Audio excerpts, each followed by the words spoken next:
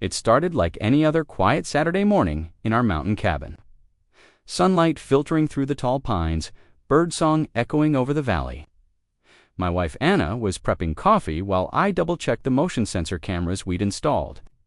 Around the perimeter, we weren't paranoid, just cautious.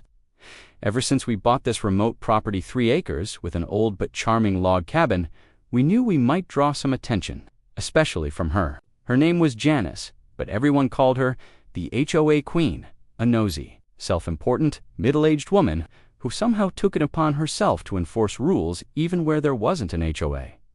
That's right, this area had a defunct HOA, dissolved 5 years before we moved in, but that didn't stop Janice from handing out printed violations to neighbors for things like unauthorized shrub height or unsanctioned paint tones. She lived a few cabins down the hill and had tried more than once to snoop around our property under the excuse of a routine inspection. We ignored her. The cabin was ours. We paid cash, and there was no legal HOA to answer to. But that Saturday, Janice wasn't taking no for an answer. We heard the crunch of gravel before we saw her rusted blue Subaru with a crooked HOA enforcement. Magnet stuck to the door. She stepped out, clipboard in hand, sunglasses reflecting the morning sun like some kind of cartoon villain. "Good morning," she called out with a stiff smile. "Just here to do a walkthrough. Standard procedure." Anna stood between her and the porch steps, calm but firm. "There is no active HOA here, Janice. You're not coming onto our property." Janice's smile faltered.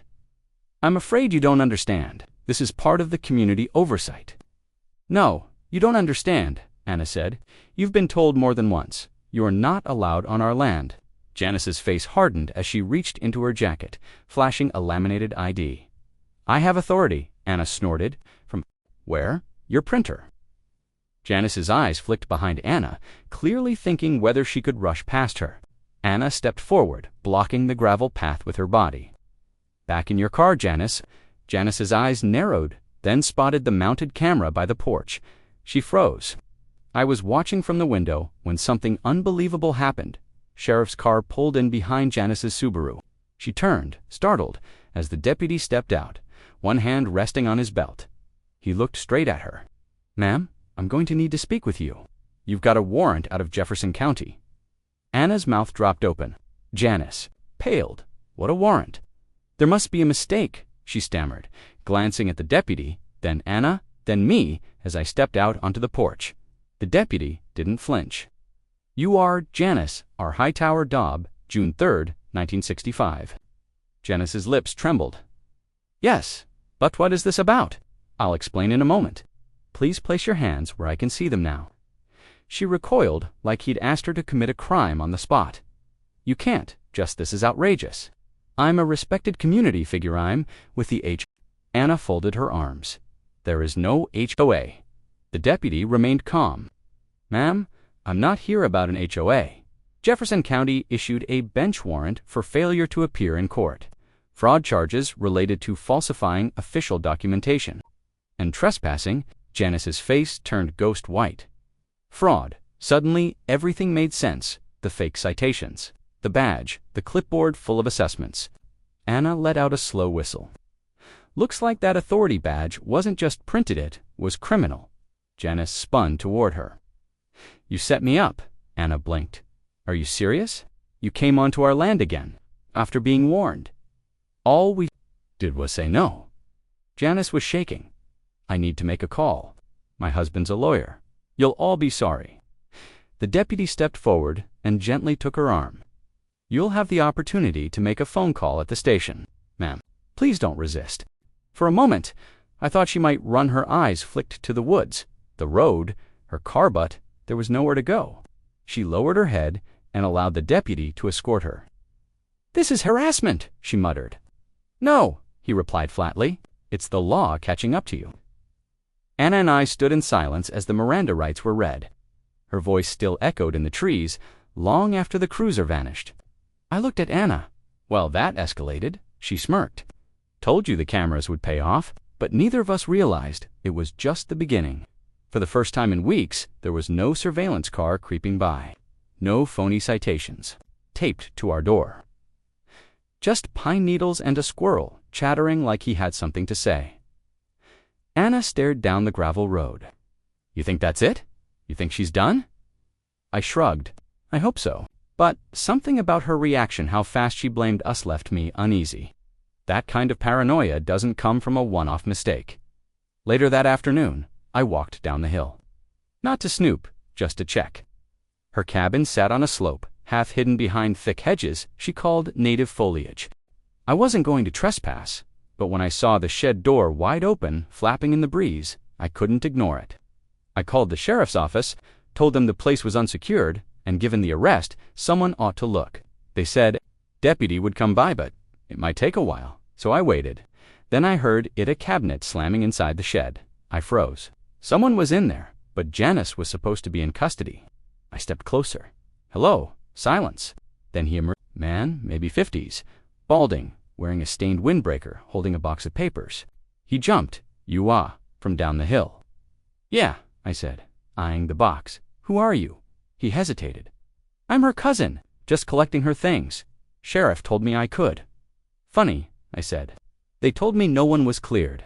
To enter yet, his jaw twitched. You calling me a liar? No, just calling the sheriff's office again. That did it. He shoved the box back into the shed, bolted for his rusty pickup, and tore off before I could catch the plate. 20 minutes later, the deputy arrived. I told him everything. He went into the shed, took one look at the box, and whistled. Sir, you might have just walked into something much bigger than HOA drama. Like what? I asked. He pulled out a folder marked Community Financial Oversight Board. This woman's been forging tax assessments. The deputy flipped pages with a deep scowl. This isn't just Karen drama, sir. This looks like financial fraud on a county level. I leaned in. How'd she even get access to this? He held up a stamped sheet, clearly fake. She made these. There's no such board in this region. She's been mailing fake assessments, charging illegal HOA fines, threatening liens. So she's been scamming people. Looks that way. We've had reports in nearby counties. Woman, same tactics. She pretends to revive HOAs, bullies folks into paying, threatens legal action. And the guy you socko'd be working with her. We'll check cams and run the plate. For now, stay alert. That night, Anna and I sat by the fire, everything replaying in our minds. The fake ID, the clipboard, the made-up violations. Janice had been running a scam kingdom, and people believed her. If she hadn't come up here again, Anna said, she probably would have gotten away with it. I nodded. And if you hadn't blocked her, she might have gotten inside. Who knows what she'd have planted? We barely slept, even with Janice in custody. Something about it felt deeper. We were right. Over the next week, 4 neighbors came forward. All had gotten mandatory maintenance invoices. 2 paid. 1 shelled out $900 to avoid property suspension.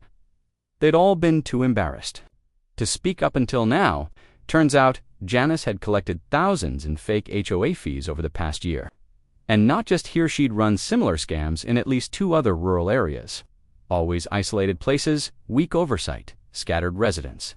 Days later, the county prosecutor filed a multi-jurisdictional complaint. Fraud, impersonation, just the start. Anna stood on the porch that evening, watching the sunset. Funny, she said. She thought we were the problem. I wrapped my arm around her. Guess she didn't expect her fake little empire to fall from a blocked path. And just like that, the mountain was quiet again. 1 blocked driveway, 1 real arrest warrant. If you think Janice got what she deserved, smash that like button, drop a justice served in the comments, and subscribe for more stories where karma hits back hard. You don't want to miss the next twist.